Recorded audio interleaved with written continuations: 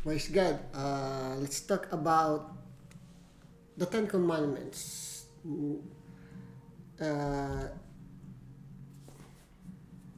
this is a good topic, but I will not go deeper to explain the details of the Ten Commandments one by one. I will not do that today.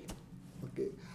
My point right now is in the book of Matthew chapter 5 verse 17 to 19 when Jesus said, "Do not think that I have come to abolish the law or the prophet. I have come not to abolish but to fulfill." Amen. And then verse 18 says, "For truly I tell you, until heaven and earth pass away, not one letter or one stroke of the law will pass from the law until it is accomplished." In that passage, okay, one that I need you to put attention is when God said, "I did not come to abolish the law." He's talking about the Mosaic law, the law of Moses. This is a five law on the Bible, that's including the Ten Commandments. The Ten Commandments, we can focus a little bit on the Ten Commandments, but the question is, why Jesus? Why Jesus is the one who will fulfill the law? Okay, we know that Jesus came not to abolish the law but to fulfill. Now, why Jesus? Why not the prophet or Elijah or Abraham, Jacob, those man of God, David? Why not them? Why Jesus? Why Jesus? What is special about the Ten Commandments? What is behind the Ten Commandments? Why it's so important that Jesus is the one that needs to fulfill the Ten Commandments? Did you think about it? Did you came to your mind why Jesus? Right? Why Jesus is the one that needs to be fulfilled in the Ten Commandments? Now, let's go to book of John, chapter 1. And this is what the Bible said on that verse. This is the starting point that we need to realize. Okay, when the Bible said in John chapter 1, verse 1, it said, in the beginning was the Word, and the Word was with God, and the Word was God. Okay? In the beginning was the Word, and the Word was God, and with God, and the Word was God. Focus on that one. When Moses met God in the mountain, and God write the word. The Ten Commandments is the word from God. Very clear, okay? The Ten Commandments is a word coming from God. He gave it to what? To Moses. The Ten Commandments is a perfect.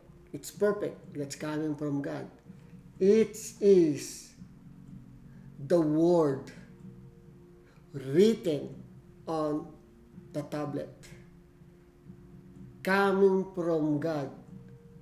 The word release. Okay, the word release on the tablet. It's a written word that gave to Moses. Now, in John 1:1, The Word was with God, and the Word was God. Okay? It's clear. This is the important part. The verse that you are going to read. Verse 14. The Word became flesh and made his dwelling among us.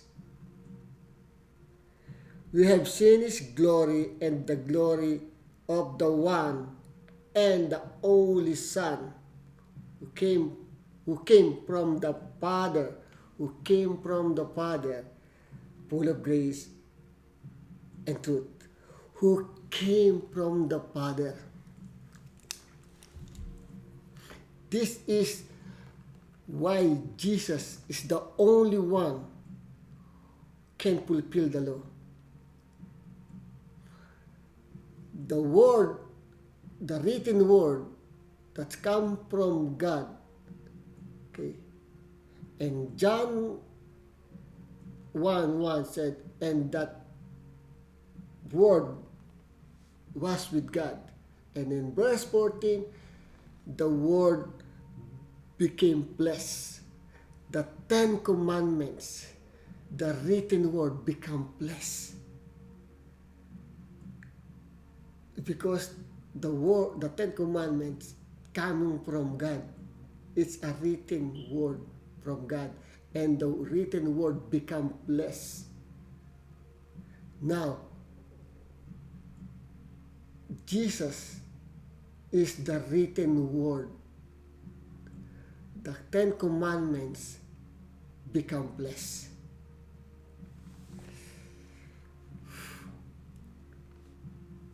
That's why only Jesus can fulfill the law, because he is the law. He is the law. He is the walking in flesh, the 10 commandments in flesh. That's why he is the only one can fulfill the law. The law is perfect. This is the bottom line. The word is perfect. The 10 commandments is perfect. And the 10 commandments is given to imperfect creation of God. And that's a human being. Okay? Now, Jesus is perfect because he is the Word. Now, who can fulfill the perfect commandment? Jesus, because he is perfect. The 10 commandments is a written word that become flesh. And that's Jesus. That's why Jesus said, I came not to abolish the law. I came here to fulfill or to accomplish the law. He is the only one can fulfill the law.